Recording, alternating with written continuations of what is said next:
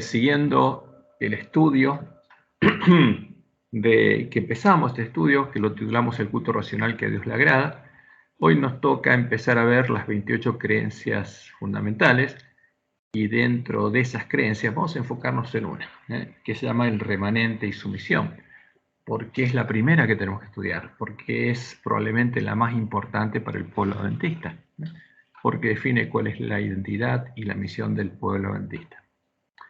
Entonces, como nos dice justamente el libro que vamos a estudiar, porque vamos a basar nuestro estudio en el libro, este libro. A ver, acá está el remanente de su misión, pero vamos al comienzo. Es el libro publicado por la Casa Editorial Sudamericana que se titula Creencias de los Adventistas del Séptimo Día. Y es justamente una traducción de una publicación de la Conferencia General. Voy a ampliar esto así lo vemos. El título del original, a ver, que está acá, aquí lo ampliamos, ahí está. Seventh Day Adventists Believe, los adventistas séptimo día creen, se titula en inglés. Está traducido, y está impreso en Argentina y es propiedad de la Asociación Ministerial de la Asociación General de los Adventistas Séptimo Día, o sea que fue publicado por la Conferencia General como una explicación de por qué los adventistas creen las 28 creencias. Entonces esta es la explicación oficial de las creencias fundamentales y la definición oficial. Así que vamos a usar esta fuente para análisis. La fuente original, la oficial de la Iglesia Adventista. Y basados en este estudio, vamos a probar justamente lo que definen como creencias y lo que hay atrás. Entonces, vamos a empezar nuestro estudio, ¿no? Entonces, como dijimos, analizando estas 28 creencias fundamentales, que a su vez están organizadas en 6 doctrinas, ¿no? Como lo define nuestra Iglesia. Está la doctrina de Dios, lo que llaman la doctrina de Dios, que son las doctrinas 1 al 5, o las creencias 1 al 5, y tenemos que analizarlas una a uno. La doctrina del hombre, del 6 al 7, la doctrina de la salvación, que se supone que es el Evangelio eterno, del 8 al 10, la doctrina de la Iglesia, de 11 a 18, y dentro de esa está la creencia que vamos a empezar a estudiar nosotros, la remanente y su misión, y está la doctrina de la vida cristiana y la doctrina de los acontecimientos finales. O sea, son 6 doctrinas,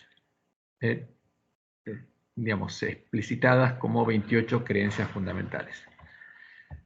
Ahora, la pregunta que nos hacemos, ¿son verdaderas las 28 creencias que componen estas 6 doctrinas? En nuestro tiempo, la mayoría del pueblo adventista cree que sí.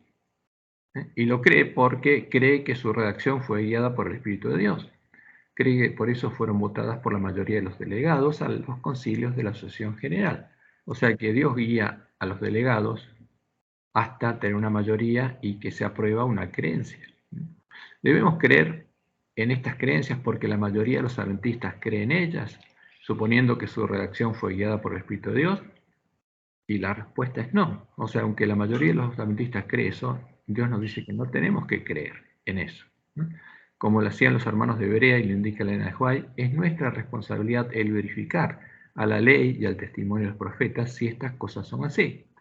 Y si no lo son, esa será una clara prueba de que la redacción de estas creencias no fue guiada por el Espíritu de Dios.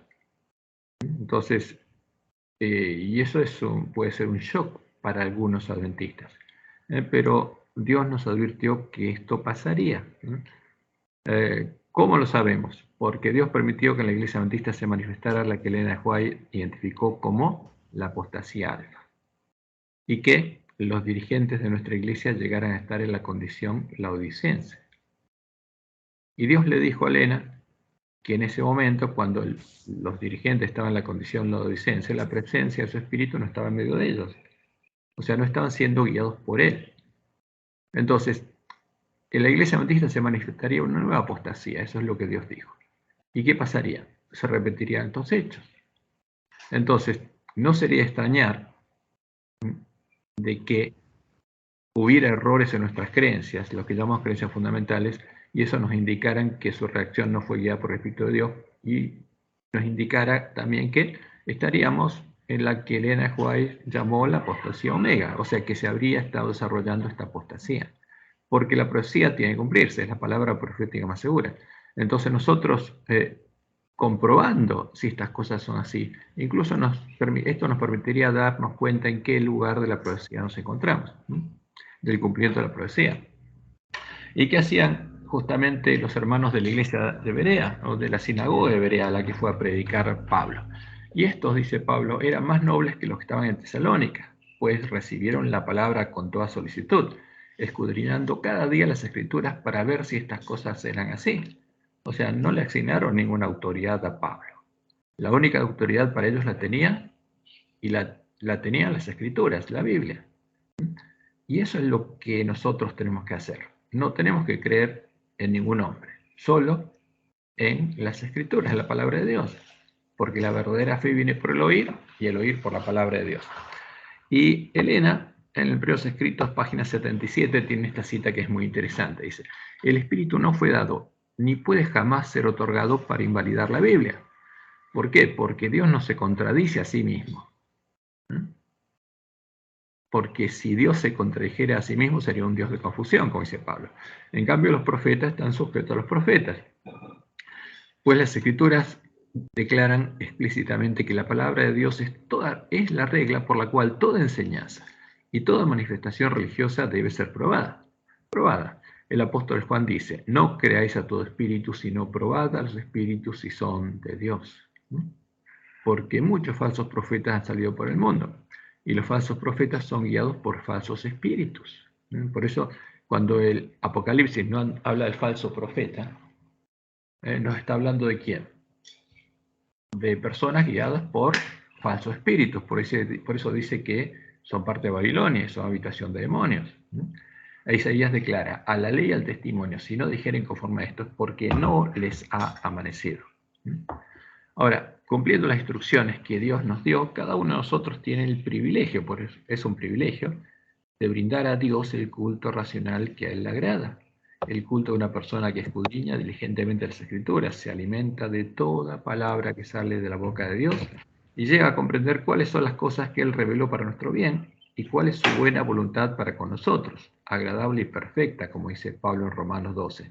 Así que, hermanos, os ruego por las misericordias de Dios que presentéis vuestros cuerpos en sacrificio vivo, santo, agradable a Dios, que es vuestro culto racional. No os conforméis a este siglo, sino transformaos por medio de la renovación de vuestro entendimiento, para que comprobéis, como los bereanos, cuál sea la buena voluntad de Dios, agradable y perfecta. Entonces, si uno tiene un culto racional, es porque tiene una razón de su fe, porque comprobó en las Escrituras que esa es la voluntad de Dios. No cree en cualquier cosa. Se basa su fe, como dijo Lutero, en sola Escritura. Y ese tiene que ser el fundamento de nuestra fe. Entonces, solo el culto racional puede llevarnos a tener la fe verdadera, a confiar en Jehová nuestro Dios y a ser bienaventurados, a recibir las bendiciones prometidas por Dios a sus hijos, como sucedía en el tiempo de la iglesia primitiva, cuando los discípulos de Jesús seguían sus pisadas en el camino angosto, que está donde está, en el reino de Dios, en el templo de Dios.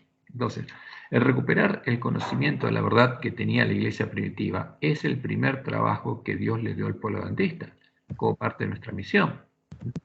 Solo cuando hubiéramos completado nuestro primer trabajo, los lugares asolados serían reedificados. Y esto es importantísimo. Entonces, cuando alguien define cuál es la misión del pueblo adventista y esto no aparece, hay un problema muy grave. Porque estamos desviados del camino. Y dice Elena, Primeros Escritos, página 65, el Papa hizo una brecha en la santa ley de Dios, pero vi que había llegado ya plenamente el tiempo en que esta brecha tiene que ser reparada por el pueblo de Dios. O sea, hay un trabajo que tenemos que hacer. Y los lugares asolados han de ser reedificados. O sea, lo que echó por tierra el hombre de pecado va a ser reedificado. Echó por tierra la verdad, se va a recuperar el conocimiento de la verdad. Echó por tierra el lugar santuario de Dios, el lugar santuario de Dios va a ser reedificado. Hay un micrófono abierto, si se fijan, por favor, y lo cierran. Entonces, y en Primeros Escritos, página 135, tenemos una declaración muy interesante que nos muestra que los primeros adventistas eran conscientes de lo que había pasado y cuál era su misión. Deduzco pues que la predicación y la creencia en el evangelio primitivo, en la verdad echada por tierra, irán siempre acompañadas de la misma ayuda espiritual. El mandato dado a los apóstoles pertenecía a la edad cristiana y abarcaba toda la extensión de ella. Por consiguiente, los dones se perdieron. Fíjense, ellos sabían que la verdad había sido echada por tierra y como consecuencia los dones se habían perdido. Porque si no se predicaba el verdadero evangelio, nadie podía, si no se sembraba la verdadera semilla, nadie podía recibir el Espíritu Santo de la promesa. Entonces los dones se perdieron únicamente por causa de la apostasía.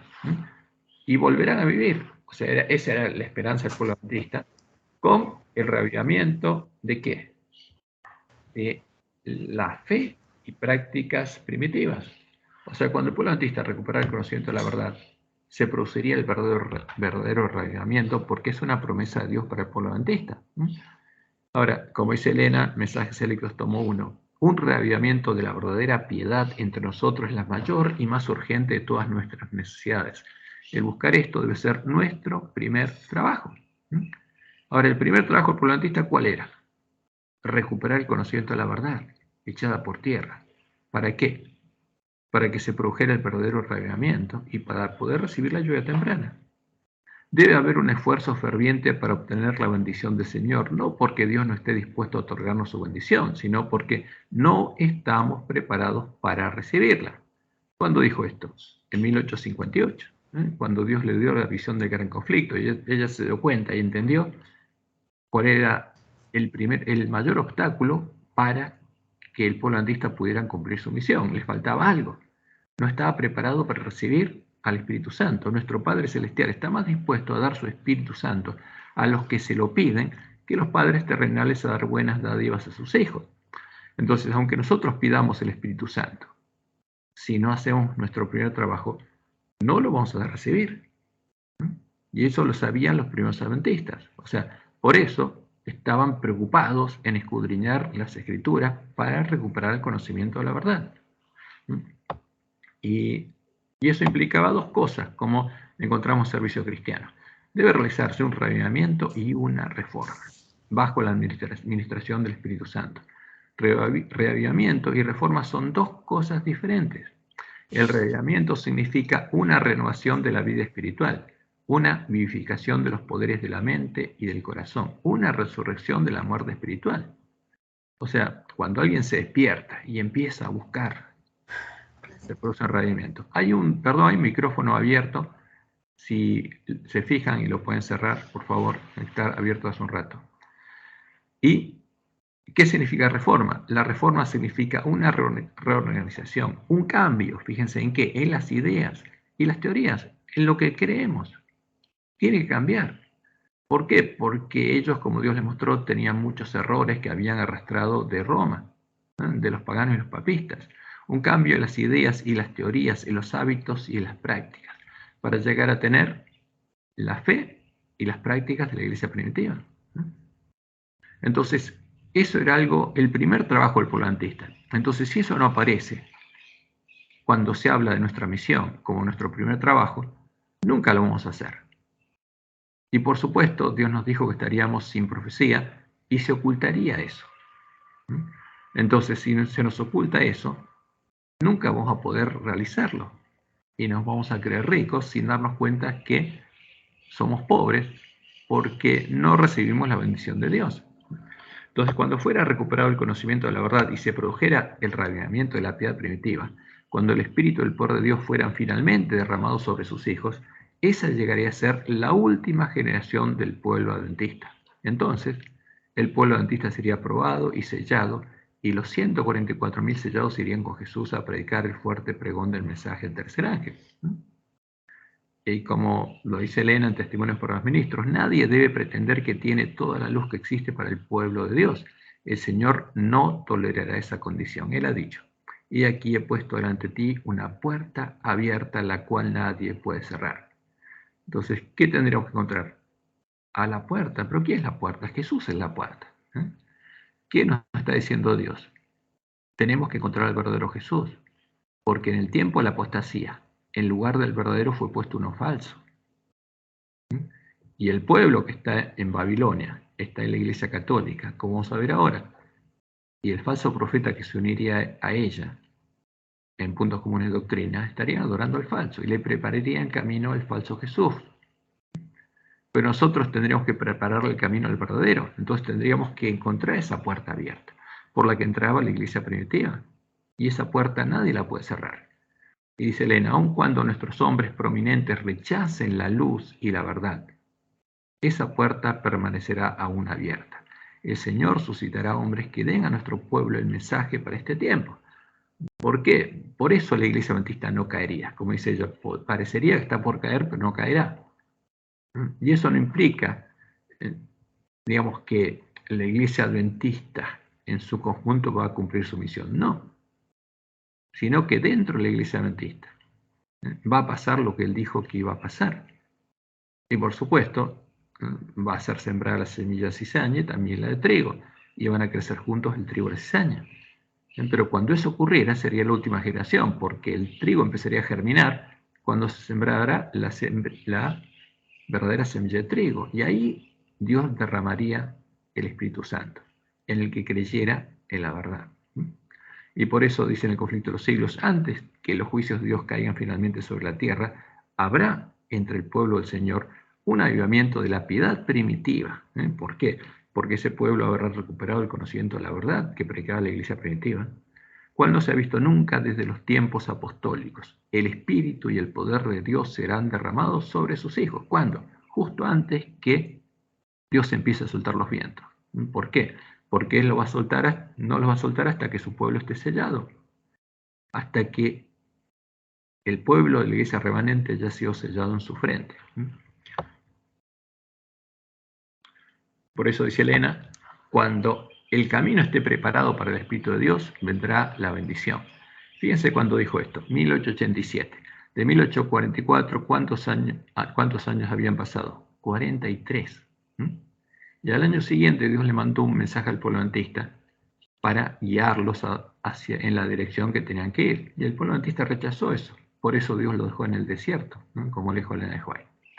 Ahora la pregunta es, ¿ya recuperamos el conocimiento de la verdad echada por tierra? ¿Está la verdad reflejada en las 28 creencias fundamentales? ¿Ya fueron reedificados lugares asolados? Y la respuesta es clara. Si la verdad estuviera reflejada en las 28 creencias fundamentales, los lugares asolados ya habrían sido reedificados. Y el pueblo adventista no estaría en la condición en la que está, no estaría en la condición de la Odisea. Si todo esto hubiera sucedido, el pueblo adventista se encontraría en la condición que Dios dijo justamente y le mostró a Juan en su primera visión, donde ya vio al pueblo adventista que fue despertado por el clamor de medianoche y estaría recorriendo el camino angosto, cuyo destino sería llegar al final del camino y recibir el sello de Dios y entrar con el esposo a las bodas. Son estas creencias las que hacen sentirse rico al ángel que en este tiempo se encuentra en la Odisea. Y sin ninguna duda, estas son las creencias del pueblo que se encuentra en la condición del ángel de la Odisea. Porque la profecía se cumple en el remanente del pueblo de Dios, que llegaría a estar en la condición del ángel de la Odisea en su última etapa. Y es la condición de las vírgenes dormidas. Entonces ahora lo que tenemos que hacer es entender qué está pasando. Porque Satanás no quiere que el pueblo adventista cumpla su misión, por eso lo está atacando. ¿Qué pasaría si al pueblo adventista le cambiaran su identidad y su misión? Los desviarían de su camino y le impedirían alcanzar su meta y cumplir su misión. Por eso nos preguntamos, ¿están reflejadas en la creencia número 13, cuyo nombre es el remanente y su misión, la verdadera identidad y la verdadera misión del pueblo adventista?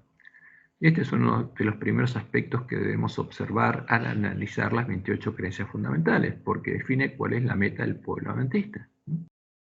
En nuestro tiempo, la identidad y la misión del pueblo adventista es el principal punto de ataque al pueblo adventista y se manifiesta como el conflicto de una tesis y una antítesis, dos errores opuestos con los que se procura engañar al pueblo adventista. Y esa es la antítesis a la que creyó uno de nuestros hermanos y abandonó nuestra iglesia, explicando cuáles eran las 7 razones, que en realidad son 8, por las que dejaba de ser adventista séptimo día y que demostramos que son 8 errores.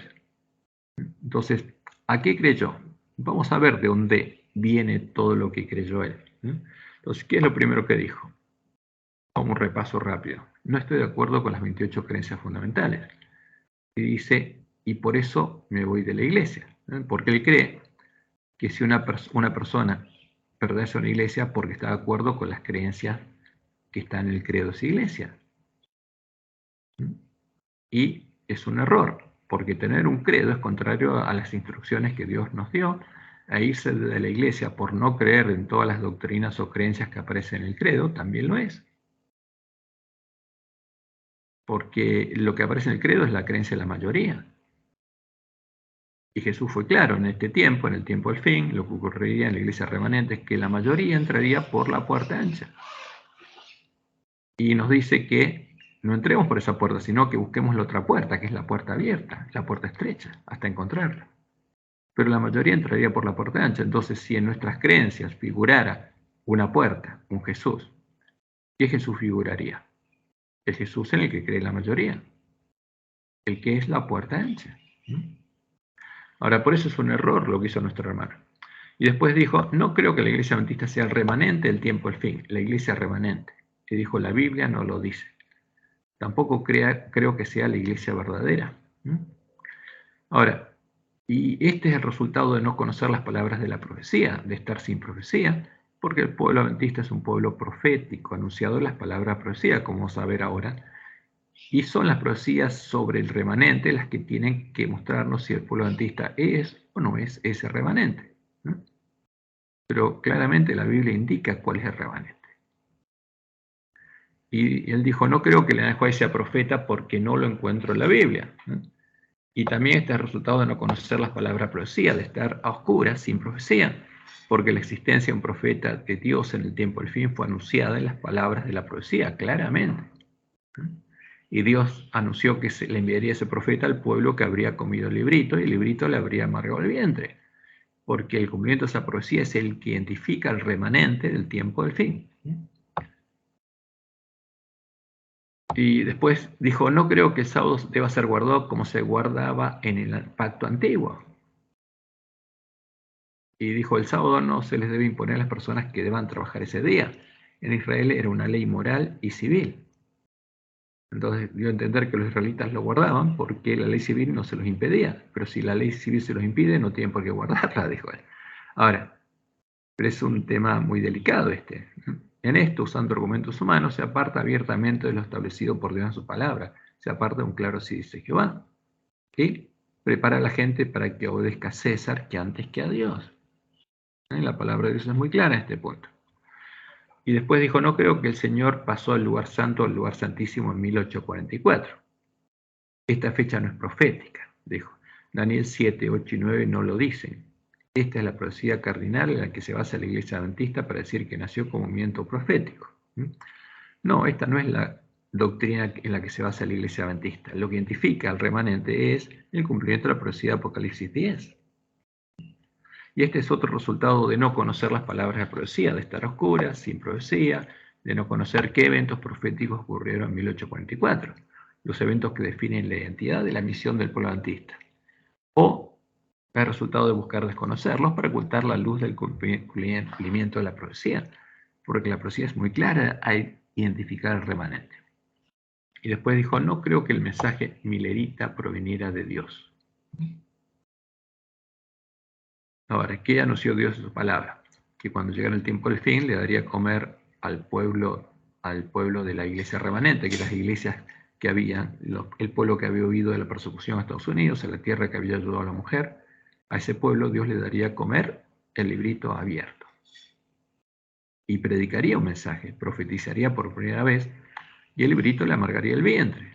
Y a ese pueblo, que se cumpliera, cuando se cumpliera ese evento, Dios le daría la misión de profetizar de nuevo, porque ese es el remanente.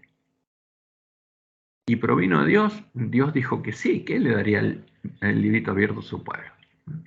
Entonces, ¿qué dice nuestro hermano? Su proclamación está basada en predicar una fecha determinada y específica para la venida de Cristo, contradiciendo su indicación de que el día y la hora nadie lo sabe.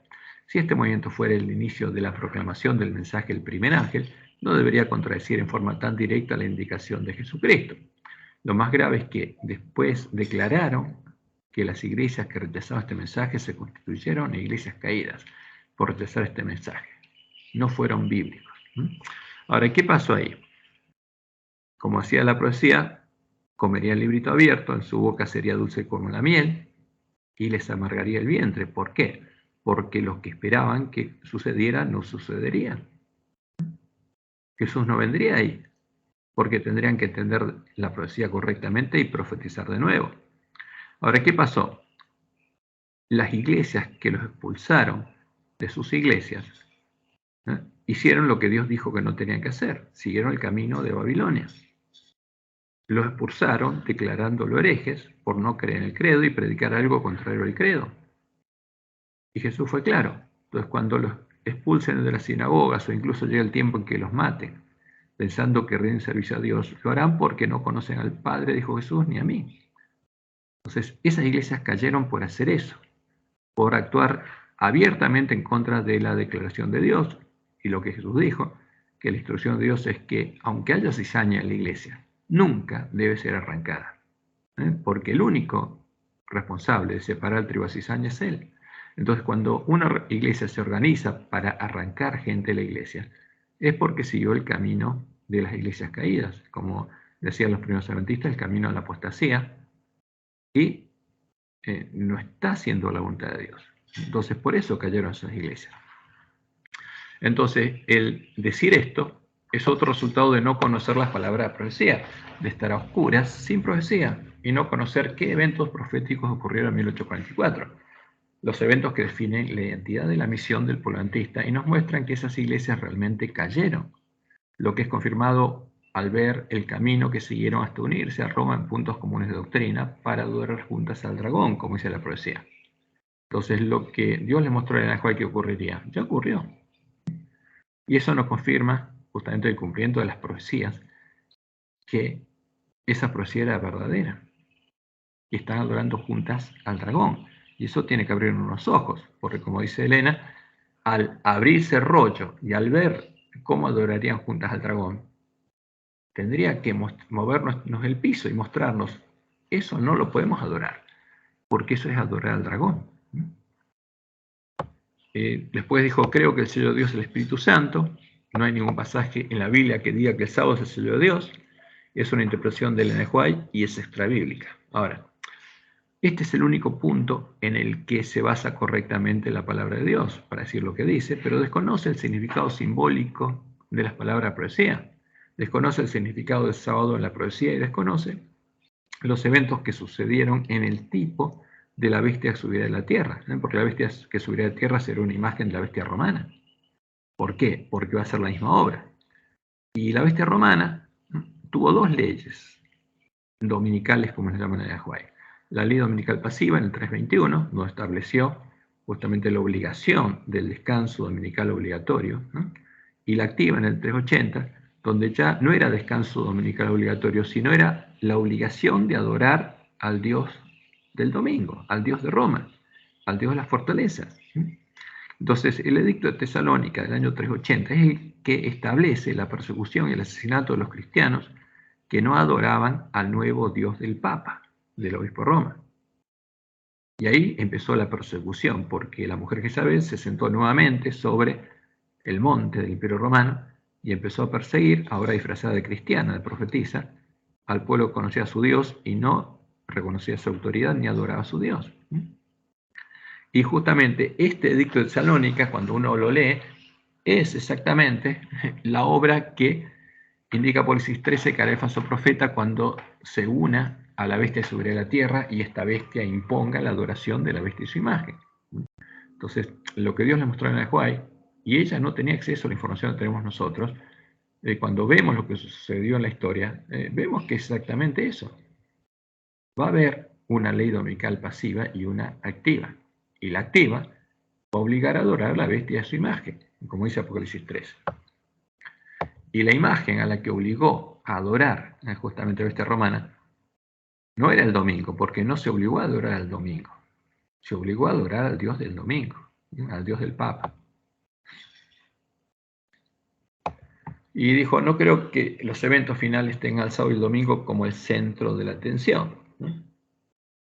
Y terminó diciendo, creo que las profecías sobre la reconciliación de todos los seres humanos con Dios se cumplirán. Todas las criaturas se reconciliarán con Dios y el pecado no ganará en ninguna vida. El pecado no hará que ningún alma se pierda. O sea que él dice, ningún alma se va a perder en tiempo al fin. Ahora, ¿qué es lo que dice la profecía? Que sí, que los que adoren a la bestia de su imagen van a ser salvos. No. Ahora, esto último es lo que predicó, fíjense, es una síntesis casi perfecta de la falsa profecía que predica el falso profeta.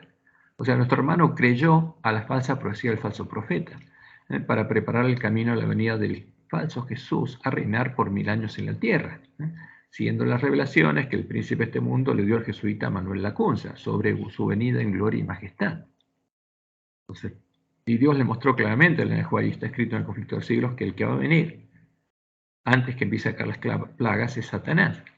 Cuando vea que llegó el fin y sepa que Dios le va a permitir entonces venir, porque todo el mundo habrá recibido el sello de Dios, la marca de la bestia, y Satanás va a venir a la tierra, simulando la segunda venida de Jesús. Y el objetivo de la bestia y el falso profeta es unir a todo el mundo en una gran confederación ecuménica para que cuando venga Satanás, todo el mundo diga, Cristo ha venido, Cristo ha venido. Ahora, pero esto es triste que un adventista llegue a decir esto, porque tenemos las revelaciones claras que nos muestran lo que va a pasar y lo que está pasando. Entonces, por casualidad o no, por ahí no es casualidad, resulta ser que las razones que presenta nuestro hermano para negar la identidad y la misión del pueblo adventista son las razones de la antítesis. Son las mismas razones que la bestia y el falso profeta les presentan a los miembros de las iglesias caídas para prepararlos en contra de la predicación que harán los sellados del pueblo adventista durante el fuerte pregón del mensaje del tercer ángel, llamándolos a salir de la gran Babilonia, la gran ciudad del dragón, para poder entrar por las puertas de la ciudad de Dios. Y son las mismas razones que les presenta al pueblo adventista los misioneros, porque no es la primera vez que vemos que se presentan las mismas razones al pueblo adventista, que vienen de la gran Babilonia a la iglesia adventista, para que los adventistas vean el supuesto engaño, salgan de la iglesia adventista, porque alguien que cree lo que cree nuestro hermano se va de la iglesia, y se unan a las iglesias caídas. Estos misioneros son preparados en esta antítesis antes de ser enviados al pueblo adventista, como lo veremos durante nuestro estudio cuando veamos el ataque que hacen al ministerio de Ellen White. ¿Por qué? Porque todas estas razones están puestas en una página que fue creada, en varias páginas, que fueron creadas hace varios años, donde se prepara a los miembros de las iglesias protestantes en contra del pueblo adventista. Y exactamente se indica lo mismo que predicó nuestro hermano. Entonces, nosotros sabemos que para cazar ovejas, los lobos se organizan en dos bandos aparentemente contrarios. Un bando se infiltra entre las ovejas y les presenta a las ovejas la tesis. Y otro bando les presenta a las ovejas la antítesis.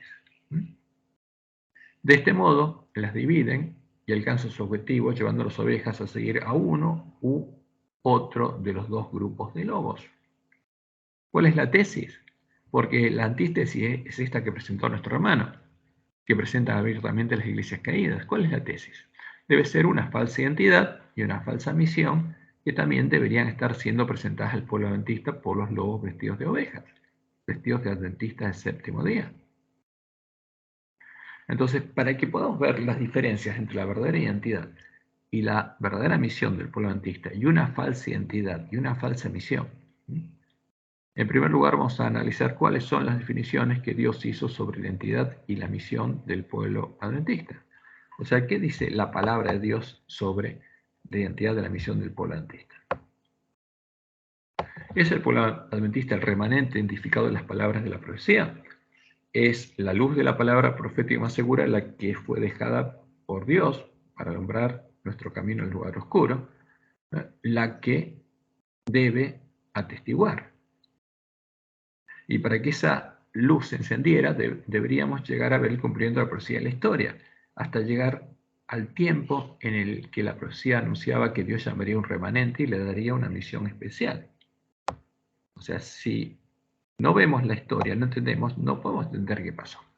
Como anuncia las palabras de la profecía del Apocalipsis, el remanente tendría que leer y oír las palabras de la profecía antes de poder empezar a guardarlas y así prepararle el camino a la segunda venida de Jesús.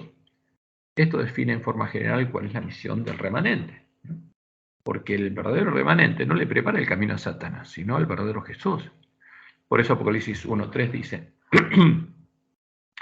bienaventurado el que lee y los que oyen. O sea, uno lee ¿para qué? Para entender. Entender implica oír, porque una cosa es leer y otra oír las palabras de esta profecía y guardan las cosas en ella escritas porque el tiempo está cerca. Pero la profecía fue dada para que el remanente, fíjense, lea, oiga y sepa lo que tiene que hacer y guarde las cosas en ella escritas porque el tiempo está cerca. Y Jesús termina diciendo: he aquí vengo pronto. O sea, ¿para quién es esta profecía? Especialmente para la última generación. Bienaventurado el que guarda las palabras de la profecía de este libro. ¿No? Que cuando yo venga esté guardando las palabras de la profecía de este libro.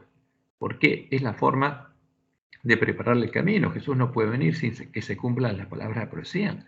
Entonces, el que guarda las palabras de la profecía es el que le abre el camino a Jesús, permite que Jesús venga, le prepara el camino a la segunda venida.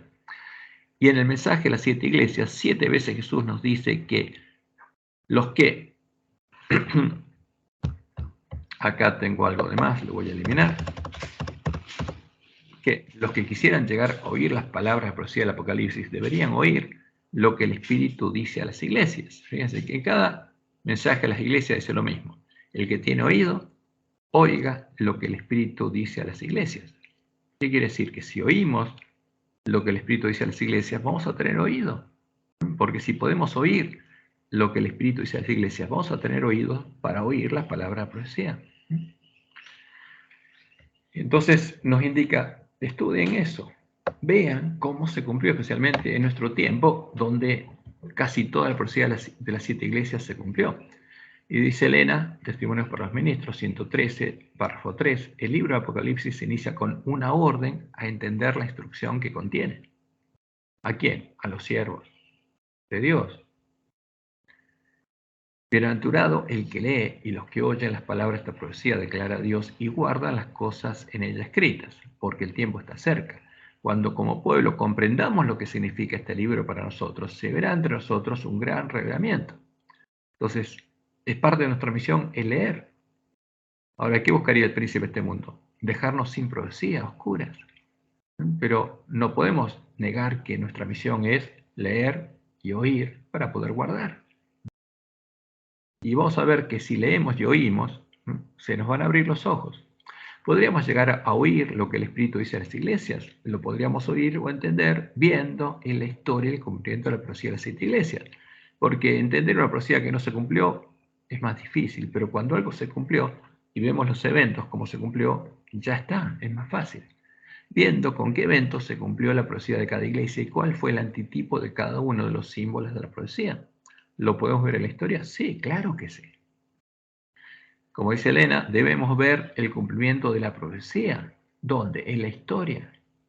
Para estudiar las operaciones de la providencia en los grandes movimientos de reforma y para comprender el progreso de los eventos en el ordenamiento de las naciones para el conflicto final de la gran controversia. Porque en este tiempo se está preparando todo para la batalla. Y si entendemos lo que pasó en la historia, vamos a ver claramente qué está pasando y vamos a saber dónde estamos parados. Entonces, solo oyendo las palabras de la profecía del Apocalipsis podríamos llegar a saber dónde estamos en la historia profética y podríamos empezar a guardarlas, a cumplir la misión que Dios le dio al remanente, la misión de profetizar de nuevo. Como dice Elena, alcen la voz los centinelas ahora y den el mensaje que es verdad presente para este tiempo. Mostremos a la gente dónde estamos en la historia profética. Ahora, pero antes de poder decirlo, tenemos que saber dónde estamos. Tenemos que haber leído y oído las palabras de profecía. Tenemos que haber visto la historia para entender dónde estamos. Y tenemos que estar viendo qué está pasando ahora para estar despiertos y saber cuáles son las hojas que están brotando en la higuera. ¿Y qué le dice Dios al pueblo adventista? Es necesario que profetices otra vez. ¿A quién le dijo? Al que el librito le amargó el vientre. ¿Y cómo puede profetizar sin leer y oír las palabras de profecía? No puede. no puede cumplir su misión sin leer y oír. Y cuando leyera el pueblo adventista y entendiera lo que Dios le dijo que tiene que hacer para primero recuperar el conocimiento de la verdad, porque está definido en la profecía del Apocalipsis, y lo hiciera, y recuperar el conocimiento de la verdad, entonces podría empezar a profetizar de nuevo sobre muchos pueblos, naciones, lenguas y reyes. Entonces podría predicar el verdadero mensaje adventista, el que le prepare el camino verdaderamente a la segunda venida de Jesús. Y cuando oyéramos la palabra profecía nos daríamos cuenta de cuál sería la obra que deberíamos hacer para llegar a tener el Evangelio eterno y poder empezar a predicar plenamente el mensaje de los tres ángeles. Como dice Apocalipsis 14, 6, vi volar por el medio del cielo a otro ángel que tenía el Evangelio eterno. Y el pueblo adventista, Dios le dijo que tenía que recuperarlo. No lo tenía. ¿Cuál es el Evangelio eterno? Vamos a ver que no es el Evangelio que aparece en la creencia número 13. Vi volar por el medio del cielo a otro ángel que tenía el Evangelio eterno para predicarlo a los moradores de la tierra y a toda nación, tribu, lengua y pueblo, diciendo a gran voz: temed a Dios y dadle gloria, porque la hora de su juicio ha llegado, y adorad a aquel que hizo el cielo y la tierra, el mar y las fuentes de las aguas. Entonces, viendo en la historia el cumplimiento de la profecía en los periodos de las iglesias de Éfeso, Esmirna, Pérgamo, Teatira, Sardis, Filadelfia y Laodicea, por ejemplo, podríamos entender cuándo terminó el periodo de Éfeso y comenzó el periodo de Esmirna, y qué relación hay entre el ángel de Éfeso y el de Esmirna. ¿Cuál era la fe de ambos? Porque tenemos que entender, y esa primera transición es muy importante porque las otras son similares. Tenemos que entender qué pasó cuando pasamos de Éfeso a Esmirna. Y podremos entender cuándo se cumplieron los 10 años de persecución y martirio con los que finalizó el periodo de Esmirna y cuál fue la causa de la persecución. Está registrada en la historia. ¿Quién fue el rey enemigo que en el periodo de Pérgamo hizo la obra de Balac, sobornando al que hizo la obra de Balaam? ¿Y qué es lo que creó justamente Balaam con cosas sacrificadas a los ídolos? Porque Jesús habla de eso. Ahora, ¿y qué pasó ahí? Tenemos que saberlo. ¿Quién es la mujer Jezabel? Que en el periodo de Tiatira, enseñándoles su doctrina. ¿Cuál es su doctrina? Empezó a hacer que el pueblo de Dios comiera de cosas sacrificadas a los ídolos, cometiera fornicación, porque adoraría un ídolo, y llegara a conocer las profundidades de Satanás. ¿Cuál es esa doctrina? ¿Quién es Jezabel? Y tenemos que saberlo, porque tenemos que predicarlo. Porque esa doctrina lleva a conocer las profundidades de Satanás, y ese fruto se vio en los apóstoles de la iglesia primitiva. O sea que es fácil identificar, no es complicado, es sencillo. ¿Cuándo comenzó el periodo de Sardis? ¿Y por qué? Como los dos testigos, el ángel de Sardis estaba muerto, porque cuando llegamos a Sardis, los dos testigos estaban muertos. Y el ángel de Sardis estaba muerto, Jesús le dice. No tenía vida, tenía nombre de que vivía, se llamaba cristiano, pero estaba muerto. Entonces, ¿cuándo empezó el periodo de Filadelfia? ¿Cuál es la puerta abierta? Porque Jesús dice que la busquemos. Y si guardamos la palabra profecía, tenemos que encontrarla. ¿Y cuál es el templo, la ciudad del Dios de Jesús, como él dice, del que los vencedores serán hechos columnas? Al que venciere le haré columna al templo de mi Dios. ¿Cuál es ese templo? ¿Qué es lo que en su ceguera compró el ángel de la Odisea? Lo hace creerse rico y lo tiene en la triste condición que le indica el testigo fiel y verdadero. O sea, si nos preguntan esto, ¿podemos contestar en forma clara y directa y dar una razón? El que lee y el que oye las palabras de profecía tiene que poder hacerlo. Y eso abriría nuestros ojos. Porque sabríamos que la doctrina de Jezabel lleva a conocer las profundidades de Satanás y sabríamos cuál es esa doctrina. Entonces, llegar a comprender plenamente el significado del mensaje de los tres ángeles, el significado del mensaje que Jesús le enviaba al ángel de la Odisea, el mensaje del cual depende el destino de todo el pueblo adventista, como Dios le mostró en Ahuay, y esto ocurriría en la última generación, produciría un terrible zarandeo. En primeros escritos ya dice: vi luego el tercer ángel, dijo mi ángel acompañante. Su obra es terrible, su misión es tremenda. Es el ángel que ha de separar el trigo de la cizaña y sellar o atar el trigo para el granero celestial. Estas cosas debieran absorber completamente la mente y la atención. Ahora, ¿qué dice el tercer ángel? Si alguno adora a la bestia religiosa y a su imagen, a la imagen a la que ella adora. Y cuando viéramos a la historia, ¿cuál es esa imagen? y viéramos qué es la imagen a la que obligó a adorar la bestia romana, y viéramos cuál es esa imagen, eso es lo que produciría justamente un zarandeo. ¿Por qué? Porque ahí el pueblo de Dios sería aprobado. Viendo eso, sería muy claro que a esa imagen no debemos adorarla. Y Dios le mostró a Juan lo que ocurría durante el zarandeo. Ya dice, hay ángeles de Dios que se apresuraban a auxiliar a cuantos se empeñaban en resistir con todas sus fuerzas a los ángeles malos y procuraban ayudarse a sí mismos invocando perseverantemente a Dios. Pero nada hicieron sus ángeles por quienes no procuraban ayudarse a sí mismos y los perdí de vista. ¿Qué pasó? Dentro de la iglesia adventista habría ángeles malos, pero ¿no es la iglesia remanente? Sí. ¿Qué estaría pasando? Estarían germinando juntos el trigo y la cizaña. Estarían unos entrando por una puerta y otros por otra. Pregunté cuál era el significado del zarandeo que yo había visto y se mostró que lo motivaría el testimonio directo que exige el consejo que el testigo fiel dio a la iglesia de la Odisea. Ahora, cuando entendíamos el significado del mensaje de Jesús al ángel de la Odisea y la razón, y lo predicáramos en forma directa, se produciría un zarandeo. Moverá este consejo el corazón de quien lo reciba y le inducirá a exaltar el estandarte y a difundir la recta verdad. ¿Por qué? Ya la habríamos recuperado. Entonces habría que levantar el estandarte de la iglesia primitiva y predicar la verdad. Algunos no soportarán este testimonio directo, sino que se levantarán contra él. Y esto es lo que causará un zarandeo en el pueblo de Dios. Vi que el testimonio del testigo fiel había sido escuchado tan solo a medias. El solemne testimonio del cual depende el destino de la iglesia se tuvo en poca estima cuando no se lo menospreció por completo. Ese testimonio ha de mover a profundo arrepentimiento. Todos los que lo reciban sinceramente lo obedecerán y quedarán purificados. ¿Por qué estarían los ángeles malos en medio del pueblo adventista? ¿No es la iglesia adventista la iglesia remanente? ¿Qué van a hacer los que oigan el mensaje de Jesús y lo obedezcan? Como dice Elena, todos los que lo reciban sinceramente lo obedecerán y quedarán purificados. ¿Por qué? Porque oirán a Jesús, se arrepentirán y serán limpiados. Vamos entonces a ver un poco el cumplimiento de la profecía de las 7 iglesias. Cuando estudiamos en Hechos Proféticos, vimos detalladamente cada iglesia, pero vamos a ver un pantallazo global para identificar algunas cosas, porque eso es lo que define nuestra misión.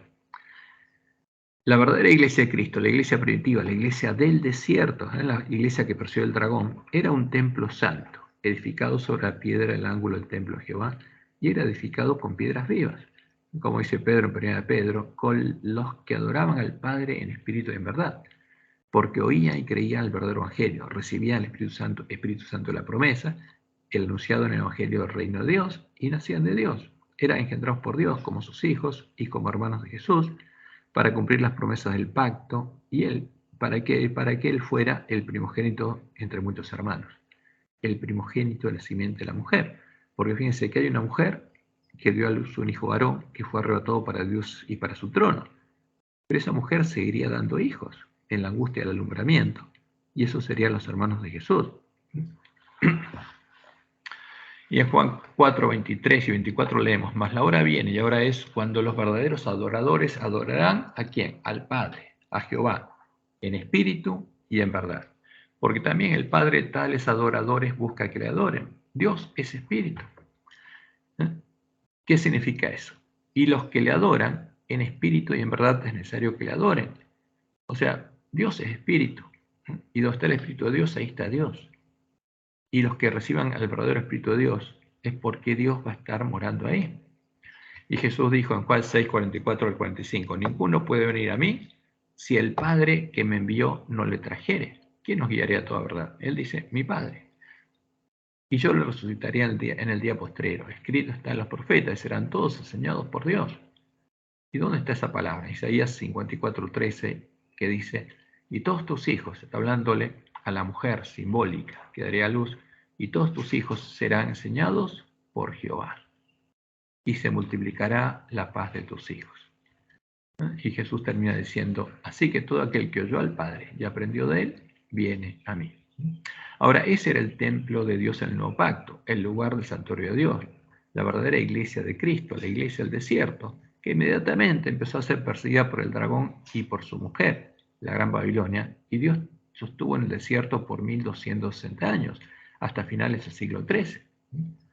Porque los primeros artistas se habían equivocado, habían unido esta profecía de 1260 años con la de la obra del cuerno pequeño.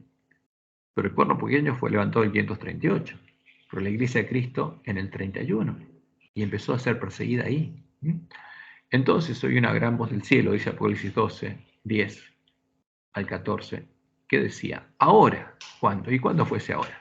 Cuando triunfó Jesús. Ahora ha venido la salvación, el poder y el reino de nuestro Dios y la autoridad de su Cristo, porque ha sido lanzado fuera el acusador de nuestros hermanos, el que los acusaba delante de nuestro Dios día y noche, y ellos le han vencido, por medio de la sangre del Cordero y de la palabra del testimonio de ellos, y menospreciaron sus vidas hasta la muerte. Y cuando vi al dragón que había sido arrojado a la tierra, persiguió a la mujer. ¿Cuándo la persiguió? Cuando fue echado. Cuando Jesús lo venció y no pudo entrar más al cielo. Ahí empezó a perseguir, no en el 538. Persiguió a la mujer que había dado a luz al hijo varón, y se le dieron a la mujer las dos alas de la gran águila para que volase de delante la serpiente al desierto, a su lugar, donde es sustentada por un tiempo y tiempos y la mitad de un tiempo, 1260 años, hasta finales del siglo XIII. ¿Y qué pasó? Y el dragón fue detrás de ella. ¿Y a quién llevó? A su mujer, como dice Apocalipsis 17. Y me llevó en espíritu al desierto, donde estaba la mujer, vestida de sol, la iglesia verdadera. Y vi a una mujer sentada sobre una bestia escarlata. O sea, el dragón es la bestia escarlata, y llevaba con él a su mujer. Y esta mujer estaba llena de nombres de blasfemia. Y el dragón es el que tenía 7 cabezas y 10 cuernos. Y la mujer estaba vestida de púrpura y escarlata, y adornada de oro, de piedras preciosas y de perlas, y tenía en la mano un cáliz de oro lleno de abominaciones y de la inmundicia de su fornicación. Y en su frente un nombre escrito, un misterio: Babilonia la Grande, la Gran Babilonia. Porque esto la asocia a la otra Babilonia. Porque Dios asocia la obra que hizo Babilonia con Nabucodonosor cuando echó por tierra el templo y la ciudad de Jerusalén, con la obra que haría esta otra Babilonia, echando por tierra el lugar de su santuario en el nuevo pacto. Y esta es Babilonia la Grande, la madre de las rameras y de las abominaciones de la tierra. ¿Y qué vio Juan? Vio a la mujer ebria de la sangre de los santos, donde fue al desierto para embriagarse de la sangre de los santos, porque fue a perseguir, y de la sangre de los mártires de Jesús. Y cuando la vi, dice, quedé asombrado con gran asombro. Ahora, ¿esta mujer es la iglesia de Cristo? No. ¿Cuál es la iglesia de Cristo? La mujer que huyó al desierto y que Dios sostuvo. Y esta es la mujer del dragón, que llevó al dragón. Entonces tenemos que diferenciar las dos. ¿Cuál es la que se embriagó con la sangre de los mártires? ¿Es la iglesia de Cristo? No. Es la sinagoga de Satanás. Y ese fue el templo de Dios, el nuevo pacto. El lugar santuario de Dios, que junto con la verdad fueron echados por tierra por el hombre pecado al finalizar el periodo de Tiatira. Vamos a ver. La profecía de Daniel y la profecía de las 7 iglesias anunciaban cómo trabajarían el dragón y su mujer. Entonces, al final de los 10 años de persecución de Esmirna, porque primero la mujer se embriagó de la sangre siendo ¿qué cosa? La religión oficial del Imperio Romano, la religión pagana del Imperio Romano, porque Jezabel es la religión de la bestia romana, que primero era pagana y después se disfrazó de cristiana. Jezabel no nació cuando Constantino levantó una nueva iglesia. Jezabel existió siempre que existió la bestia romana. Entonces, al final de los 10 años de persecución de Esmirna, Constantino sedujo a los apóstatas que se unieron a él e hicieron la obra de Balaam, uniendo a los apóstatas justamente a la mujer Jezabel. Aquí dupliqué esto, si no me cuenta. Constantino levantó la Iglesia Universal Católica del Imperio Romano, las tropas que usaría para profanar el santuario y la fortaleza, quitar el continuo y poner la abominación desoladora, la abominación del desolador. Y Constantino le dio su trono, su corona y su poder como sumo pontífice romano, sumo pontífice de Jezabel, a Silvestre I, el primer obispo de Roma que fue papa. Y cuando éste puso el trono de Satanás, como es Helena, en la iglesia de Letrán, se ciñó la tiara y se sentó en este trono, ahí se manifestó el hombre pecado. ¿Y qué anuncia la profecía? Daniel 11, 31 al 33. Y se levantarán de su parte, o sea, ¿de parte de quién? Del rey del norte, que ese tiempo era Constantino, tropas. Él crearía las tropas, el rey del norte. ¿Y qué creó Constantino? La Iglesia Universal o Católica del Imperio Romano.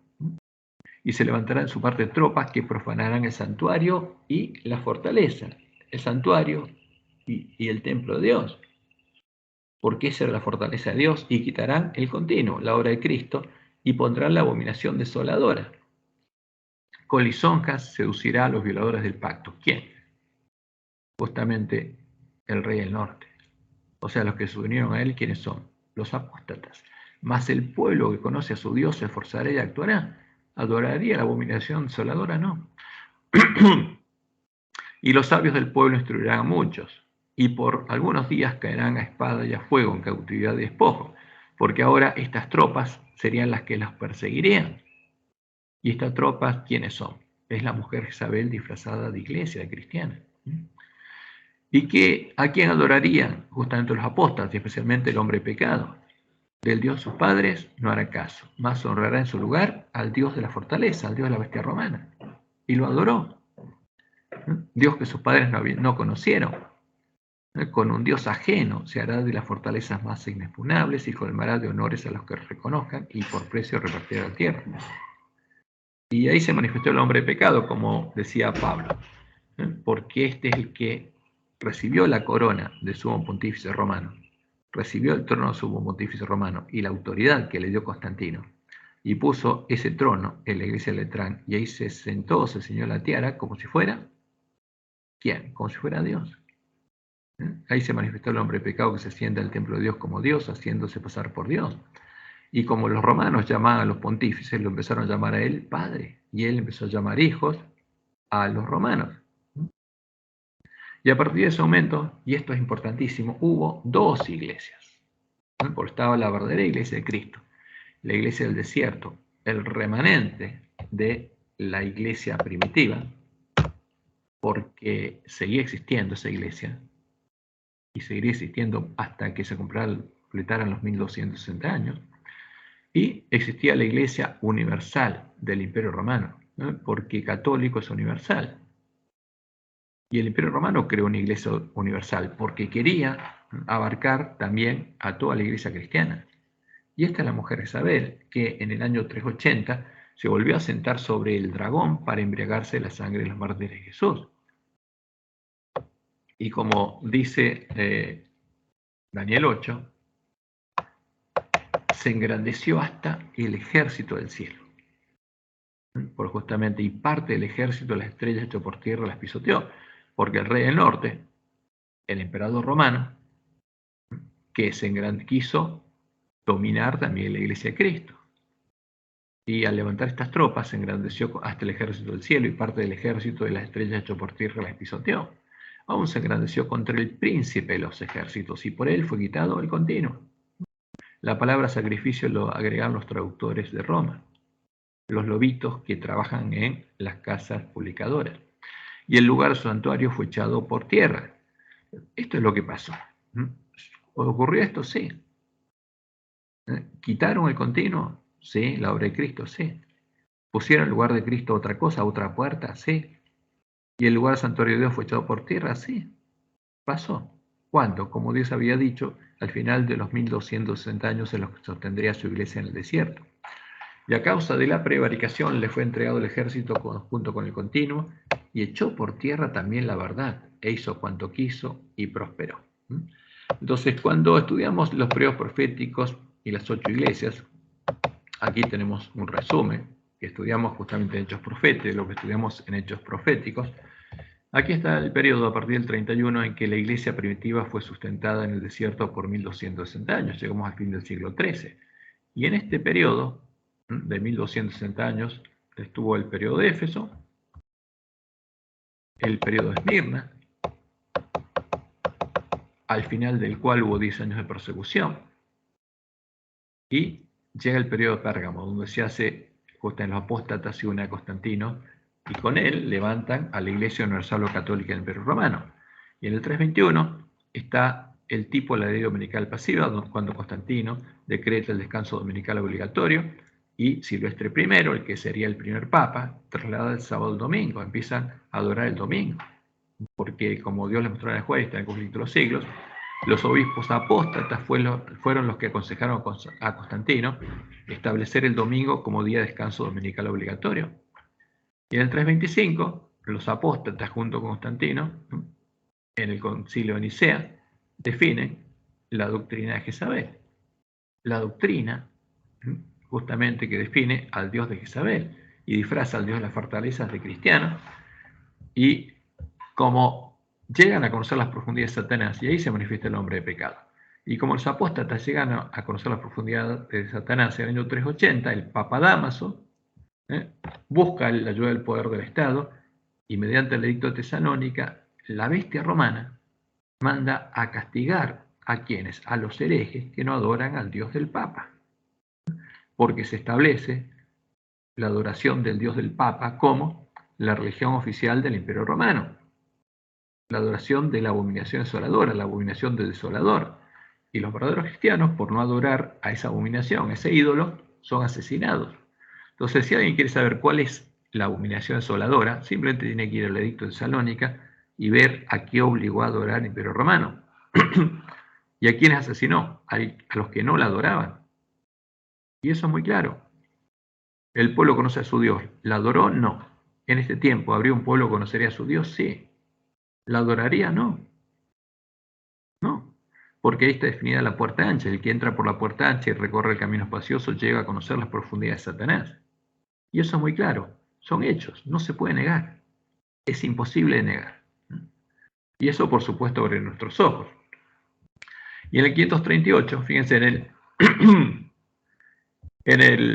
aquí, después del concilio de Nicea, el dragón, como dice, el dragón le daría su poder, su trono, su autoridad. Primero le da su poder, su trono de autoridad mediante Constantino, una de las cabezas del dragón, al obispo de Roma, en la religión pagana Imperio Romano, como supo un pontífice romano. Y después, en el 533, cosa que recién se ejecuta en el 538, otra cabeza del dragón. ¿Quién fue?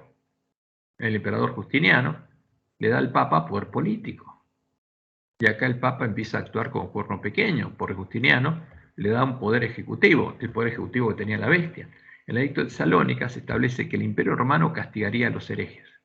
Y en el año 538, el emperador Justiniano le da al Papa, a un religioso, a un obispo de Roma, autoridad ejecutiva de castigar herejes. Y el Papa empieza a perseguir por su cuenta a los que no se someten a él. Y finalmente, al final de este periodo, es exterminada la iglesia del desierto, como dice Elena, cuando fue levantada la Inquisición. Y la ramera se terminó de envergar la sangre de los mártires de Jesús, y la verdad y el lugar santuario de Dios fueron echados por tierra. ¿Y qué viene después? Sardis. ¿Por qué? Porque hasta este momento hay dos iglesias. Desde este momento, desde aquí hasta acá, durante el periodo de Tiatira hay dos iglesias. La verdadera iglesia, que era perseguida por el dragón de su mujer, hasta que el lugar santuario de Dios y la verdad son echados por tierra. Y queda una sola. ¿Quién? Queda Jezabel. Y el pueblo de Dios queda cautivo en Babilonia. Y tiene nombre que vive, pero está muerto. Porque no sabe cuál es la verdad ni a quién está adorando. Hasta que Dios levanta a la iglesia de Reforma, Lutero encuentra los cadáveres de los dos testigos, porque lo que encuentra es la Biblia católica, y esa Biblia le empieza a imprimir y dársela al pueblo católico para que el pueblo católico empiece a ver lo que dice la Biblia, se empieza a dar cuenta que Roma no es la iglesia de Cristo, sino es la Babilonia de Apocalipsis, y empieza a salir de ella. Y de nuevo hay dos iglesias. Sigue estando Jezabel, la iglesia universal del Imperio Romano, y ¿quién está ahora también?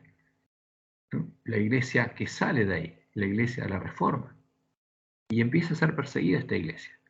Y el dragón echa tras ella agua como un río, hasta que la tierra ayuda a la mujer, porque los protestantes tienen que huir de la persecución a la tierra donde no había un Estado, al norte, a Norteamérica. Y ahí encuentran libertad. Hasta que llega el tiempo del fin, 1798, Tierra tiene los vientos, el cuerno pequeño pierde su poder político, y abre el librito y se lo da a comer a su pueblo. Y ahí prueba al pueblo de la iglesia remanente que está en Estados Unidos. El librito les amarga el vientre y de ese modo Dios separa a su pueblo, a las vírgenes, de las iglesias que cayeron. ¿Por qué? Porque hicieron lo mismo que Roma y persiguieron, expulsaron al pueblo adventista por predicar lo que predicaban. Y en 1844 es cuando las vírgenes salen a recibir al esposo y el librito abierto les amarga el vientre. Y ese evento es el que identifica al remanente a partir de ese momento, porque ese pueblo Dios le da la misión de profetizar de nuevo. ¿Y qué pasaría con las vírgenes? Como Jesús lo anunció, porque el sermón profético de Jesús es para anunciar lo que pasaría en el tiempo del fin. Y dice, ¿qué pasaría en ese tiempo? El reino del cielo sería semejante a 10 vírgenes que salen a recibir al esposo con sus lámparas encendidas. Y tardándose el esposo, cabecean todas y se duermen. Y se tendría que dormir. Ahora, cuando todas las vírgenes cabecean y se duermen, dejan de estar en el estado de Filadelfia, porque el ángel de Filadelfia tiene la Biblia en su mano, su lámpara encendida, pero cuando se duerme, deja de ver la luz de su lámpara. Y acá pasan los eventos que Dios anunció que tendría que pasar. ¿Dónde? En la iglesia remanente. No van a pasar en Roma, ni en las iglesias caídas. Pasan en la iglesia remanente, porque ser la iglesia remanente implica que todas las palabras de Jesús y todas las profecías para la iglesia remanente en el tiempo del fin se cumplirían en la iglesia adventista. Y sucede todo eso. Y las vírgenes quedan en la condición que Jesús les anuncia, hasta que son despertadas por el clamor de la noche, porque las vírgenes van a ser despertadas y van a tener que prepararse, porque cuando llegue el día de Jehová, ¿no?, tiene que haber columnas del templo de Dios, tiene que haber 144.000 columnas del templo de Dios. Ahora, en este periodo, que es el periodo de preparación del pueblo adventista, va a haber un conflicto grande. ¿Dónde? En nuestra iglesia. ¿Por qué? Porque habrían venido a nosotros lobos vestidos de ovejas. ¿Y qué harían? Tratarían de impedir que la obra que tienen que hacer los siervos fieles, que tienen que despertar a sus hermanos, sea hecha. Y habría siervos que se convertirían en siervos malos por comer y beber con los lobos, de la mesa de los lobos, la comida de los borrachos y la bebida de los borrachos, y perseguirían. Entonces en nuestra iglesia pasaría lo mismo que pasó cuando el pueblo adventista profetizó por primera vez en sus iglesias. Y eso es lo que Dios le mostró a Joel. Volvería a haber una persecución, pero esta vez dentro de la iglesia adventista. Hasta que Jesús viene a buscar al pueblo adventista como ladrón, y a los que están haciendo la obra de los siervos fieles, los lleva con él a la batalla, a predicar el fuerte pregón. Ahora, lo importante es ver que la diferencia entre Babilonia y el pueblo de Dios. Entonces, ¿qué pasó con las iglesias protestantes? Ya se unieron a Roma en puntos comunes de doctrina. ¿Cuándo? En este tiempo, digamos por aquí. Ya se unieron, porque eso nos mostraría, justamente nos abría los ojos, porque la bestia romana nunca cambiaría, la bestia religiosa nunca cambiaría su adoración. Y los protestantes se unirían a Roma para adorar al dragón. Y ya se unieron. Entonces, ¿cómo adoran al dragón? Y lo interesante es que lo adoran adorando justamente lo que definió los primeros concilios ecuménicos de Roma. Reconocieron la autoridad de Roma para definir doctrina y se unieron a ellos en puntos comunes de doctrina para adorar, porque aceptaron las doctrinas que Roma definió en sus primeros concilios ecuménicos. Año 325 y año 381, el concilio ecuménico de Constantinopla. Y adoptaron eso como su fe. Y está adorando a la imagen a la que obligó a adorar la bestia romana. Y están preparados para hacer lo mismo sentándose sobre el poder político la bestia sube a la tierra, hacer adorar a la misma imagen, por la fuerza. Entonces eso tiene que abrirnos los ojos. Entonces vamos adelante. ¿Qué pasó? Fíjense entonces lo que pasó en el tipo cuando Nabucodonosor destruyó el templo de la ciudad de Jerusalén. Es el tipo lo que pasaría cuando fueran reedificados los lugares asolados. Entonces cuando Dios les anunció lo siguiente, fíjense, por medio de Jeremías.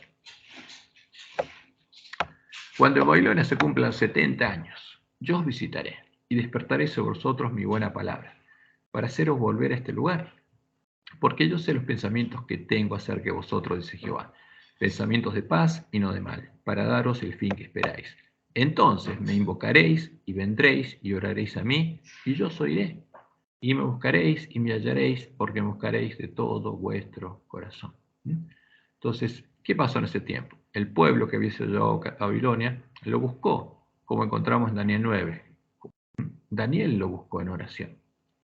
Y había leído la ley, lo que tenían que hacer para que Dios los llevara de vuelta a su tierra, y la profecía de Jeremías, y para cumplir lo que decía la profecía, empezó a orar y a confesar los pecados a su pueblo, y Dios enseguida le contestó. ¿Y qué tendremos que hacer nosotros? Lo mismo. Ahora, ¿cuándo se cumpliría el periodo en que los lugares asolados estarían justamente asolados y derribados? Es lo que Dios le mostró al proletista. Entonces el remanente al que Dios llamó a volver a su tierra es un tipo del remanente que saldría de Babilonia. En este tiempo es un tipo de la iglesia de la Reforma, que salió de la Babilonia espiritual cuando Lutero se dio cuenta de lo que estaba pasando y les dio sus lámparas a sus hermanos para que empezaran a basar su fe en sola escritura, la Biblia y la Biblia sola. Este es el pueblo al que Jesús les dice que busquen, o le dice, pues está hablando del pueblo, que busquen la puerta que él dejó abierta hasta encontrarla. Y entonces el dragón y su mujer persiguieron a la iglesia de Reforma hasta que la tierra llevó a la mujer y tragó el río que el dragón había echado de su boca, porque la ramera se volvió a embriagar de la sangre de los miembros de Reforma y 30 millones de protestantes fueron asesinados por Roma, hasta que la tierra llevó a la mujer.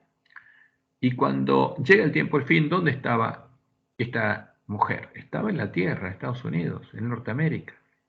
Y ahí Dios probó a ese pueblo. Entonces, cuando llegó el tiempo del fin, en cumplimiento de lo que había anunciado en la profecía, Dios retuvo los 4 vientos para que no soplara viento alguno hasta que los lugares asolados hubieran sido reedificados, hasta que su pueblo hubiera sido sellado y hubiera 144.000 columnas en su templo. Entonces, ese es el propósito de retener los vientos, para que los lugares asolados puedan ser reedificados. Y esa es la misión del pueblo adventista. Y abrió el librito que tenía la profecía cerrada y sellada hasta el tiempo del fin, y se lo dio a comer al remanente de la iglesia Reforma, que ahora se encontraba en la tierra que le había ayudado. Y en la boca de los que lo comieron fue dulce como la miel, y empezaron a predicar el mensaje de la segunda venida de Jesús, el mensaje que probó a esas iglesias. Y entonces, ¿qué pasó? Se manifestó que en ellas el fruto de la presencia de los lobos vestidos de ovejas, que llevaban adelante la obra de la contrarreforma, porque esa es la misión de los jesuitas, impedir que el pueblo de Dios complete la obra de reforma y volver a llevar el pueblo de Dios a Babilonia, lo que ya hicieron con las iglesias caídas. Y las guiaron a seguir el camino a Roma y a expulsar de ellas al pueblo que predicaba el mensaje adventista. En este momento, Dios separó a los que habían comido el librito de esas iglesias para que pudieran cumplir la obra que les daría, y dejó a esas iglesias. Las dejó. Y vemos el resultado, como lo que pasó ahora, y Dios le mostró a Juan, que es verdad, las dejó, las había dejado. Y Satanás había tomado plena posesión de ellas. Y finalmente, como lo decía la profecía, el librito les amargó el vientre. Entonces, ese pueblo, el que había comido el librito abierto, cumpliendo las palabras de profecía, se convirtió en el remanente profetizado, al que Dios le dio la misión de comer nuevamente el librito para poder oír las palabras de profecía y poder empezar a guardarlas y poder profetizar de nuevo para prepararle el camino a la segunda venida de Jesús. Por eso le dijo, es necesario que profetices otra vez. ¿A quién? Al que había profetizado por primera vez. Y ese pueblo también estaba simbolizado en las palabras de Jesús como las 10 vírgenes que saldrían a recibir al esposo, el remanente en el que se cumplían las palabras de su sermón profético. Entonces el reino de los cielos será semejante a ¿qué? A 10 vírgenes que tomando sus lámparas salieron a recibir al esposo. Y ese es el pueblo adventista. Y está claro, entonces todas las profecías se tienen que cumplir en ese remanente. La identidad del pueblo adventista es clarísima, no se puede negar, nadie la puede negar, porque es profética y es innegable, salvo que estemos a oscuras y sin profecía. A este pueblo, como lo había anunciado en las palabras de Apocalipsis 10, Dios le envió un profeta, porque tenía que revelarle lo que las palabras de los 7 tronos han dicho, y le mostró que cuando se cumplieron las 2300 tardes y mañanas, desde que fue dada la orden para reedificar a Jerusalén, había llegado el tiempo de reedificar los lugares asolados, y él había dado la orden de reedificar los lugares asolados por el hombre pecado. Aquí se la dio al pueblo adventista, como Elena Juárez escribió, Primeros Escritos, página 65. El Papa hizo una brecha en la santa ley de Dios, pero vi que había llegado ya plenamente el tiempo en que esa brecha tiene que ser reparada por el pueblo de Dios y los lugares asolados han de ser reedificados. Ahora, ¿qué pasaría? Por eso Dios usa tipos. Porque lo que pasó cuando volvió el pueblo judío a reedificar el templo primero y después a reedificar a Jerusalén, hubo demoras. Y del mismo modo en que ocurrió en el tipo, cuando hubo una demora hasta que los lugares asolados fueron reedificados por el remanente del pueblo judío que volvió a Judea, lo mismo sucedería en su antitipo, porque en medio del remanente del tiempo al fin sucederían eventos similares a los que ocurrieron en su tipo, en medio del remanente del pueblo judío. ¿Qué pasaría? Los enemigos de Dios y de su pueblo tratarían de impedir que los lugares asolados fueran reedificados. Y estamos en medio de un conflicto. Pero cuando nos dormimos creemos que no pasa nada. Como dice Elena, Testimonios por los Ministros, página 50-51, en el mundo existe solamente una iglesia que está actualmente en la brecha, reparando el muro, reedificando las ruinas. Había una sola iglesia que tenía esa misión, y era el pueblo adventista. El mundo entero está lleno de odio hacia los que proclaman que la ley de Dios está en vigencia, y la iglesia leal a Jehová, como la llamaba ella, debe sostener un conflicto no común. Ahora, ¿qué hizo el Papa? Dejó al Dios sus padres, dejó a Jehová y empezó a adorar a otro Dios, el Dios de la fortaleza. Entonces hay un conflicto claro, porque el que es leal a Jehová va a estar en conflicto con Babilonia. Y dice Elena, ¿por qué no tenemos lucha contra carne y sangre, sino contra principados, contra potestades, contra los gobernadores de las tinieblas de este siglo, contra huestes espirituales de maldad en las regiones celestes? Porque a la gran Babilonia la guían espíritus demonios, y esos son los que tratarían de impedir que el pueblo adventista cumpla su misión. Entonces la pregunta es, ¿ya fueron reedificados los lugares asolados? Y la respuesta es clara, no. Porque si hubieran sido reedificados, hubiera empezado el tiempo de angustia. Y además porque se cumplieron en medio del pueblo adventista las palabras de la profecía que anunciaban que habría un tiempo de tardanza, en el cual todas las vírgenes cabecearían, cerrarían sus ojos a la luz de sus lámparas y se dormirían. Y se cumplió todo lo que sucedería en el tiempo de tardanza. Cuando nos fijamos qué pasó, vamos a ver que podemos identificar una a una el cumplimiento de todas las profecías de lo que ocurría en el tiempo de tardanza. Pero sin lugar a duda alguna, van a ser reedificados. O sea, ¿qué va a pasar? ¿El pueblo adventista va a completar el primer trabajo de su misión? Sí, lo va a completar. ¿Los lugares asolados van a ser reedificados? Claro que sí. Y finalmente, al comenzar el tiempo de angustia, los ciudadanos del pueblo adventista van a terminar de preparar el camino a la segunda venida de Jesús, porque van a hacer lo que tienen que hacer. Ahora, fíjense que esta es la identidad profética y la misión del pueblo adventista, no otra. Y sabemos que hay un primer trabajo que hay que hacer, y Dios nos dijo detalladamente todo lo que tendremos que hacer. Cuando leemos la profecía del Apocalipsis, esa indicación se abre, porque es más claro, hay más cosas que tenemos que hacer. Pero el objetivo es identificar proféticamente a la misión y a la identidad del pueblo adventista, y esta es la identidad que nadie puede negar. Ahora vamos a la creencia número 13, porque este es el postre de nuestro estudio. Y espero que estén despiertos y se acuerden de lo que estudiamos. Y esto es lo que aparece como la creencia número 13, el remanente y su misión. Y empieza diciendo, la Iglesia Universal. Pero fíjense que lo que leímos, ¿hay una iglesia que se llama universal o católica? Sí. Y en este tiempo hay dos iglesias. Isabel sigue viva y estaba la Iglesia Reforma y ahora está el remanente de la Iglesia Reforma, que es la Iglesia Adventista. Ahora, las iglesias caídas se unen en esta iglesia, ahora está una iglesia universal, y queda solo un remanente. Pero hay dos iglesias. Pero lo que dice nuestra creencia es lo siguiente, la iglesia universal está compuesta de todos los que creen verdaderamente en Cristo. Pero, ¿y la iglesia adventista es parte de esta iglesia? Porque si la iglesia universal está está compuesta por todos los que creen verdaderamente en Cristo, tendríamos que ser parte de ella.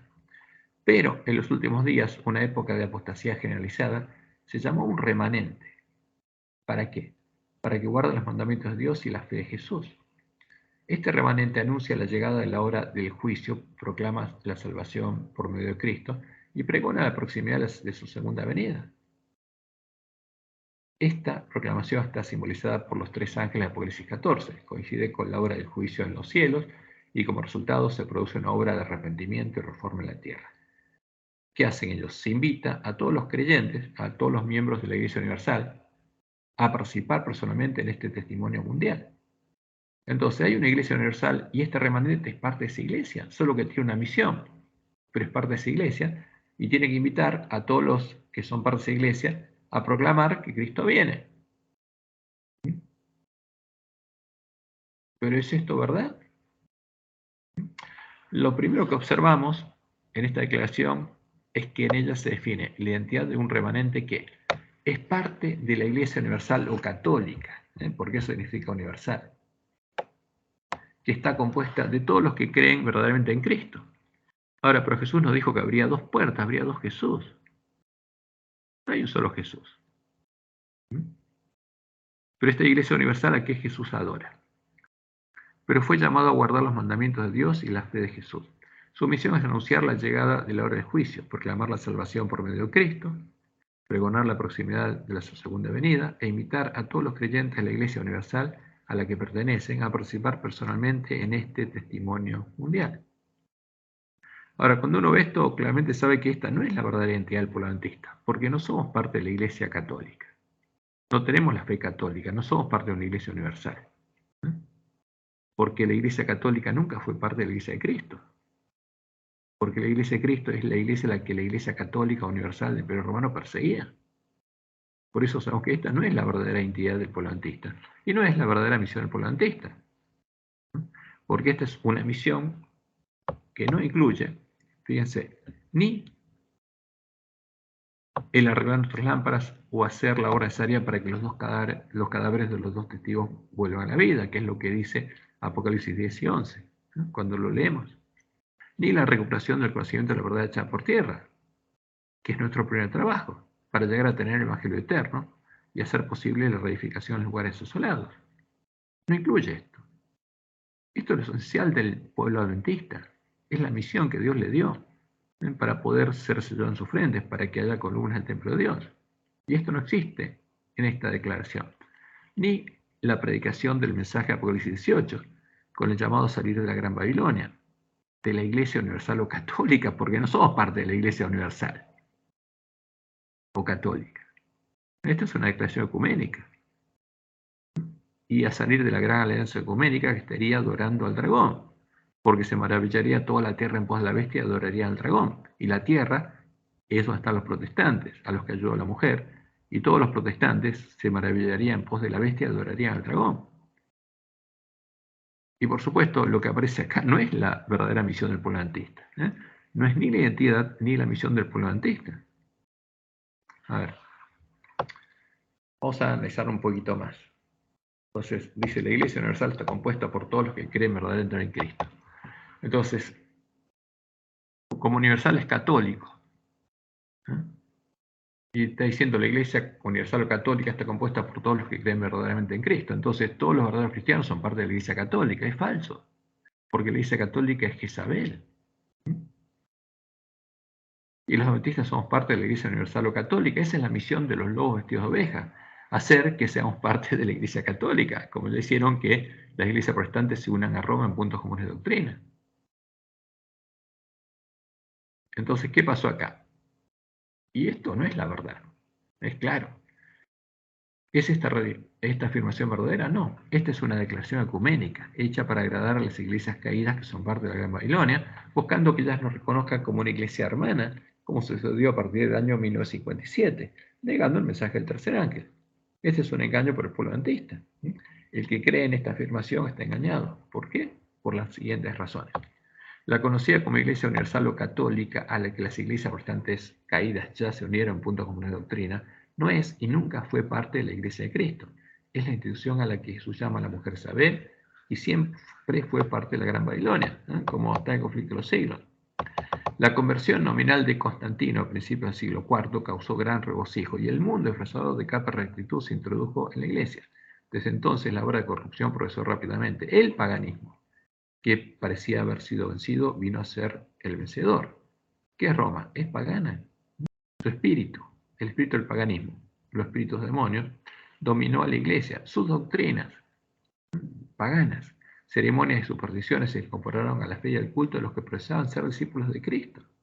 Esta avenencia entre el paganismo y el cristianismo dio por resultado el desarrollo del hombre de pecado, que predicho en la profecía, como poniéndose a Dios y ensalzándose a sí mismo sobre Dios. Ese gigantesco sistema de falsa religión, esa iglesia universal, es obra maestra del poder de Satanás, un monumento a sus esfuerzos para sentarse él en el trono y reinar sobre la tierra según su voluntad. Entonces, ¿qué pasó? El hombre de pecado puso el trono de Satanás justamente en la iglesia Letrán, se sentó ahí y todos sus sucesores hicieron lo mismo y se puso la tiara. Y empezaron a ser adorados, porque esa era la costumbre de los romanos, se postraban frente a los pontífices y más del sumo pontífice. Y ese es el trono de Satanás. Y el hombre pecado, como el príncipe de Tiro, como el hijo del rey de Tiro, deseó hacer que lo mismo que su padre, que Satanás, que lo adore. Y ahí tenemos las imágenes. Y como dice la profecía de Apocalipsis 13, 1 y 2, esta bestia que sube a la tierra, la bestia religiosa, el dragón le dio su poder y su trono y grande autoridad. O sea, esta no es parte de la iglesia de Cristo. La iglesia universal o católica no es parte de la iglesia de Cristo. Y un católico no cree verdaderamente en Cristo, cree en el falso Cristo, que es el disfraz del dragón. Como Dios le anunció en su palabra y le mostró claramente la de Juan, y los miembros de la iglesia universal o católica adoran al Jesús al que adora el Papa, el Cristo de Constantino, el Dios de la fortaleza, un Dios ajeno, el Cristo definido en la doctrina de Jezabel, en las doctrinas de los primeros concilios de la iglesia universal o católica de Roma, el Cristo que es el disfraz de Satanás. Sin saberlo, nuestros hermanos que están en medio de Roma están adorando las imágenes del sol, llamándolo Dios. Están adorando a las imágenes de Zeus, llamándolo Dios Padre, y a las imágenes de Apolo, llamándolo Dios Hijo, y son parte de la iglesia universal de Satanás. Entonces lo triste es que se llame a la iglesia universal de Satanás la iglesia de Cristo. Como dice Daniel 11, 37 al 39, del Dios de sus padres no habrá caso. ¿A quién honraría en su lugar? Al Dios de la fortaleza, al Dios de Constantino, un Dios ajeno. Y acá están las imágenes que Roma misma nos presenta. Ahí está Constantino y el dios Sol, Baal, le muestra esa imagen del Sol con la cruz en el medio, símbolo, porque las cruces, símbolos de estrellas, símbolos de los hijos del Sol. Ese es Baal, hijo. Y eso, con ese símbolo, Satanás le dijo a Constantino que vencería, y es lo mismo que Roma le da a comer al pueblo de Dios que está ahí, engañado. Porque ese es Baal, la adoración del sol. Y ahí tenemos las imágenes del sol, que es la sustancia, la esencia, de la cual hay tres hipóstasis, que forman al Dios al que adora Roma. Y fíjense, abajo tenemos a la imagen de Zeus, y en la capilla Sixtina está Zeus como si fuera el Dios Padre. No soplando en la nariz de Adán, sino con el dedo dándole energía. Pero ese no es Jehová, ese es Zeus. Y acá tenemos la imagen de Apolo, a la que empezaron a llamar Jesús. Y ahí está la primera imagen a la que llamaron Jesús, que está en Roma. Ahora, y como Dios les mostró a Juan, la gente quedó del todo engañada. Se les enseñó que el Papa y los sacerdotes eran los representantes de Cristo, cuando en verdad lo eran de ¿quién? De Satanás. Y a Satanás adoraban. ¿Cuántos ante ellos se postraban? Entonces, los miembros de la Iglesia Universal o Católica y los miembros de la Iglesia Protestantes caídas que ya se unieron a ella no conocen ni adoran al verdadero Dios ni al verdadero Jesús, al verdadero Cristo, adoran al dragón. Por eso, aunque su ignorancia creen sinceramente adorarlo, no son parte de la Iglesia de Cristo, está en medio de la Gran Babilonia. Y como dice Apocalipsis 13, 3 y 4, vio una de sus cabezas como herida de muerte, pero su herida mortal fue sanada y se maravilló toda la tierra. Fíjense, todos los protestantes. Y no que uno afuera, porque eso incluye a la Iglesia Adventista. Y adoraron al dragón, que había dado autoridad a la bestia, y adoraron a la bestia, diciendo, ¿quién como la bestia y quién podrá luchar contra ella? Porque la declaración de nuestra iglesia reconoce a Roma como la iglesia de Cristo, porque hay una iglesia universal, y dice, somos parte de ella. Pero no, es la Babilonia de Apocalipsis, es todo lo contrario a lo que tenemos que predicar, y llamando al pueblo de Dios a salir de ella. Y como dice Elena, Satanás tiene una gran confederación, su iglesia. Cristo la llama la sinagoga de Satanás. Y nosotros tenemos que llamarla igual, porque sus miembros son los hijos del pecado, los miembros de la iglesia de Satanás. Porque no es la iglesia universal de Cristo, es la iglesia universal de Satanás. Han estado constantemente trabajando para desechar la ley divina y confundir la distinción entre el bien y el mal. Satanás está trabajando con gran poder en los hijos de desobediencia y por medio de ellos para exaltar la traición y la apostasía con verdad y lealtad. Ahora, eso lo hacían esas iglesias. ¿Y qué pasa en nuestra iglesia ahora? Dios nos dejó esto escrito para que veamos, porque Satanás trataría por todos los medios de impedir que el pueblo adventista cumpla su misión.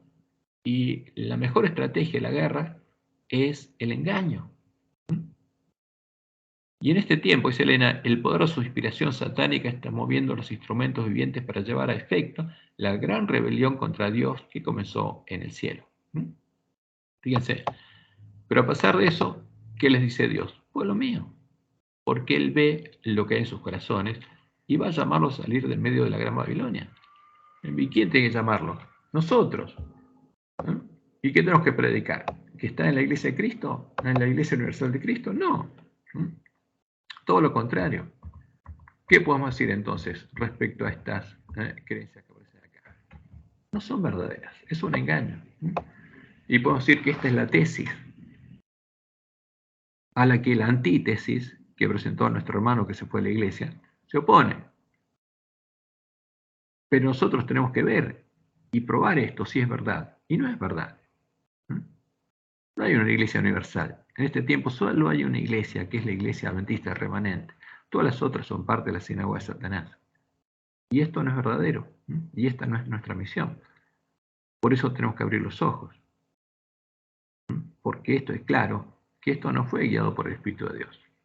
Porque esto se aparta de las instrucciones que Dios nos dio. Y las cosas hay que decirlas, como dice Jesús, claramente. Sí, sí o no, no. Y esta no es la misión que Dios le dio por adventista. Y no es la identidad del pueblo adventista. Entonces, después vamos a ir viendo las otras creencias fundamentales. Y la próxima nos vamos a enfocar en el ministerio de Elena de White, que también está siendo atacado, desde adentro y desde afuera. Hay una tesis y una antítesis. Y ninguna de las dos es verdadera. Vamos a ver que pasa lo mismo que con esta creencia número 13. Bueno, espero que no se asusten, porque Dios nos dijo que tenemos que ver esto y que va a un zarandeo cuando lo viéramos. Pero Dios quiere que tengamos un culto racional.